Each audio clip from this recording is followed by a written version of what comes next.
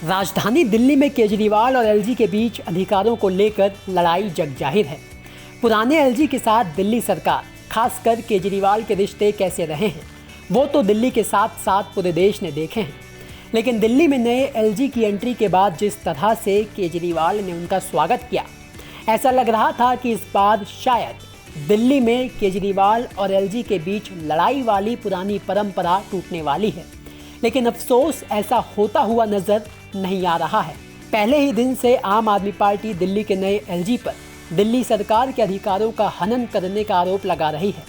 और अब आम आदमी पार्टी ने दिल्ली के नए एलजी विनय सक्सेना पर यह आरोप लगा दिए हैं कि उन्होंने केजरीवाल के सिंगापुर जाने की फाइल जानबूझकर रोक रखी है।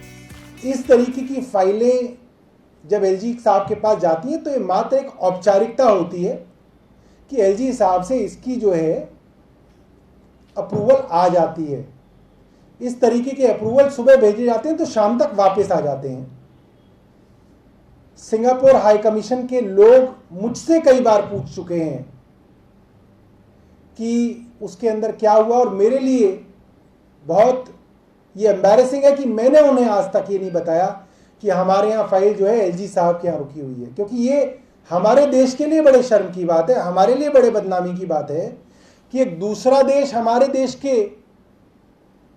राजधानी के मुख्यमंत्री को बुला रहे हैं और हमारे यहाँ इसकी फाइल भी एलजी साहब ने रोक रखी है। अब ये सिंगापुर जाने का मामला क्या है और एलजी ने फाइल क्यों रोकी हुई है, जैसा कि आम आदमी पार्टी आरोप लगा रही है, बताते हैं आपको। इस बात में कोई शक नहीं है कि दिल्ली के मुख्यमंत्री अरविंद केजरीवाल कहीं भी अपने दिल्ली मॉडल का प्रचार करने में पीछे नहीं हटते, और अगर अपने मॉडल को पूरी दुनिया के सामने रखने का मौका मिल जाए तो उनके लिए ये सोने पर सुहागा होने वाली बात है। अब यही मौका केजरीवाल के हाथ लग गया जब 1 जून को सिंगापुर के हाई कमिश्नर साइमन वोंग ने दिल्ली सचिवालय में मुख्यमंत्री से मुलाकात के दौरान उन्हें सिंगापुर में होने वाले वर्ल्ड सिटीज समिट में शामिल होने के लिए आमंत्रित किया, जिसमें हिस्सा लेने की मंजूरी केजरीवाल ने वोंग के निमंत्रण के तुरंत बाद ही एलजी को दे दी थी। के अधिकारी और सिंगापुर हाई कमिश्नर सीएम साहब से मिलने आए थे, तो उस मीटिंग में मैं भी मौजूद था। उन लोगों ने सीएम साहब को इनवाइट किया था कि दुनिया भर के सैकड़ों देश इस वर्ल्ड सिटीज समिट के अंदर आ रहे हैं सिंगापुर में, और दिल्ली के मुख्यमंत्री अरविंद केजरीवाल वहां पर आए और दिल्ली के अंदर जो विकास कार्य हुए हैं, दिल्ली के अंदर जो मॉडल ऑफ डेवलपमेंट हम लोगों ने पेश किया है, उसके बारे में दुनिया भर के देशों को बताएं। अगर ऐसा होगा तो इससे दिल्ली का नाम रोशन होगा, और दिल्ली के साथ साथ पूरे देश का नाम जो है पूरी दुनिया में रोशन होगा कि देश की राजधानी के अंदर इस तरीके के अच्छे काम हो रहे हैं।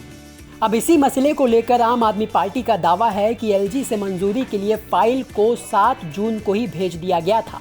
लेकिन पिछले 3 हफ्तों से उन्होंने अभी तक उसको क्लियरेंस नहीं दी है, जबकि पहले ऐसा कभी नहीं होता था। पहले सीएम के ऐसे किसी भी दौरे की फाइल 1-2 दिन में ही क्लियर हो जाती थी।